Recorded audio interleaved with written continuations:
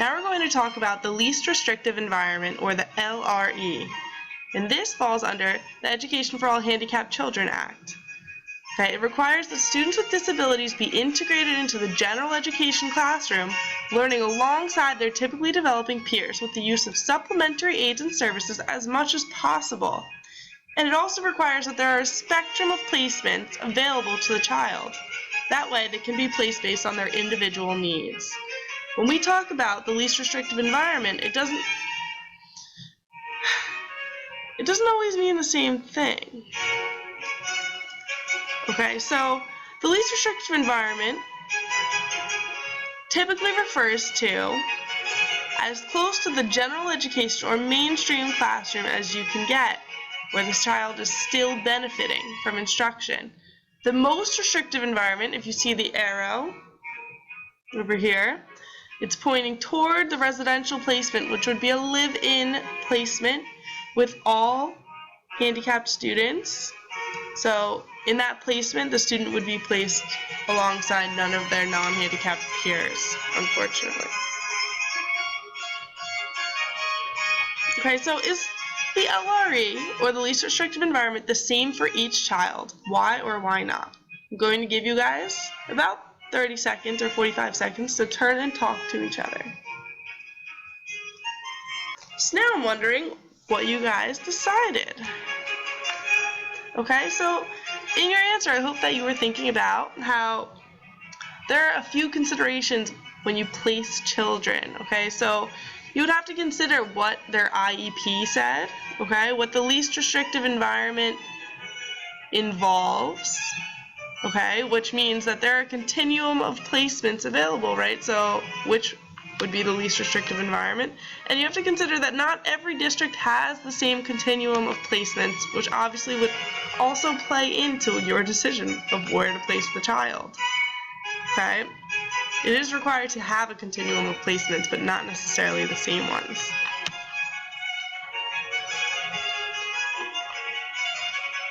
Okay, another case that we're going to talk about that talks about the least restrictive environment is Ronker versus Walter of 1983. Okay, so what was decided in this case and why it's significant is that there are non-academic benefits of interaction with non-disabled students that have to be considered when you decide on a student's placement. So what happened with this case is that Neil was a 9-year-old with an IQ below 50, which meant that he had a mental age of about 2 or 3, and though he wasn't able to make decisions about safety, he needed an aide by his side the whole day. The school recommended his placement be at Arlett Child Development Center, which was a residential placement, and the desired placement that the parents requested was the general education school, but within a special education classroom, because the parents felt that he could receive then inclusion during lunch, during gym, and even during transportation, maybe on the buses back and forth from school, which would give him more of a normal childhood and allow him the non-academic benefits of interaction with his non-disabled peers. And the court decided that this was a significant benefit, this interaction with non-disabled students, and that for that reason, the student would be allowed gen ed setting in a special ed classroom. And this case was a significant case because as we move on and talk about more cases, that non-academic benefit of interaction is something that comes up a lot. Okay, so the next case we'll talk about is more recent, and Sacramento versus Rachel H. This case reinforced, right, working back from the case we just talked about, it reinforced that non-academic benefits of interaction with non-disabled students must be considered when we decide placements of our students. So Rachel had an IQ of 44, which was a mental age of 4. School offered her a half-day placement in the gen ed setting, or the gen ed classroom. The parents fought and won to have Rachel in the general education classroom full-time. So the parents disagreed with what the school had offered of a half-day placement in the general education classroom, and the parents were able to get their student, Rachel, a full-day placement in the gen ed setting with support. because they believed that the non-academic benefits of interaction were significant, and that is why that made sense for that child. So now I want you to turn and talk. Should parents decide their students' educational placement, or should placement be based entirely on an empirical assessment-based model, like response to intervention? Okay, so an RTI model, okay, right now we're going to talk about an RTI model of classifying students with learning disabilities, but this is the RTI model to classify students. Okay, so in phase 1, we assess the whole class. Of course, after consent is given from the parents, we would assess the entire class and check for the rate of growth of all students. And if the mean rate of growth across the class is low, we would have to intervene on a classroom level to develop a stronger program. That means that we would have to offer professional development to our teachers. We would have to, obviously, if the whole class was struggling, that would say something more about the instruction rather than the student performance. Okay, so that would have to be addressed. Okay, now in phase 2, assessment to individual students would occur whose level of performance and rate of improvement are dramatically below those of their classroom peers. So if in phase 1 we were able to identify just 1 or 2 students who were performing lower than their peers, if the whole classroom wasn't struggling, then in phase 2 we would be identifying and we would be testing those students.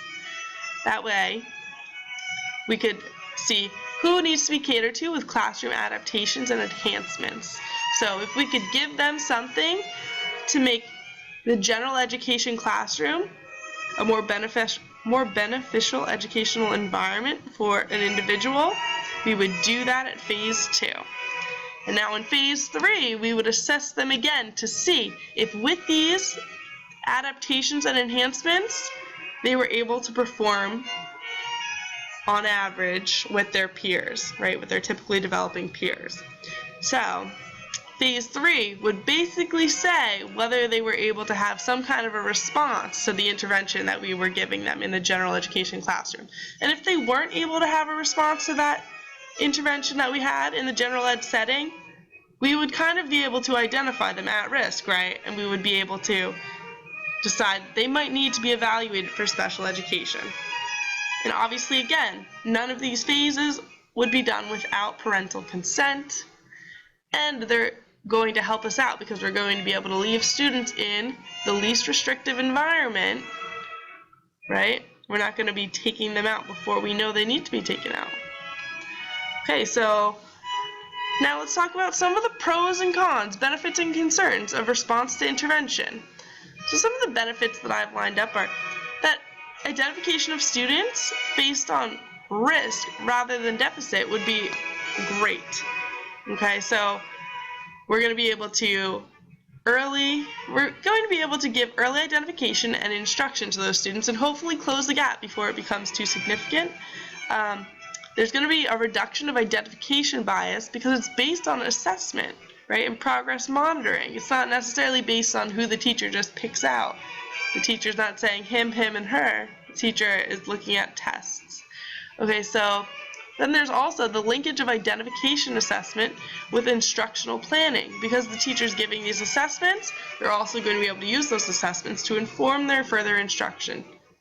Okay, concerns about RTI are not insignificant either, though, because it obviously causes concern about the LD concept and the need for validated interventions and assessment methods is definitely real, okay? So not everyone is using the same way to assess students when they do the RTI, response to intervention, okay? So we need something that is standardized across all boards or across all schools.